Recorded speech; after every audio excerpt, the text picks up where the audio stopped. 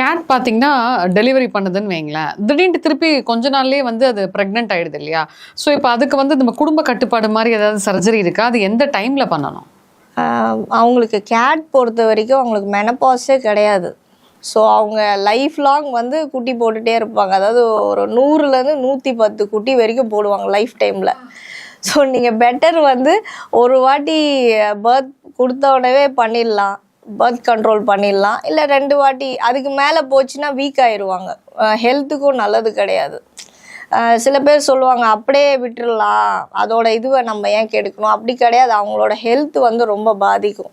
So நீங்கள் வந்து குட்டி போட்டு ஒரு 45 டேஸ்லேயே வந்து மேட்டிங் போக ஆரம்பிச்சிருவாங்க.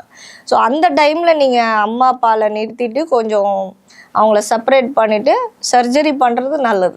பார்த்தீங்களா மக்களே, இப்போ லேடிஸ் நம்மளாம் எவ்வளோ பாவம், ஃபர்டிலிட்டி ஹாஸ்பிட்டல் போகிறோம், மெனப்பாஸ் எல்லாம் இருக்குது.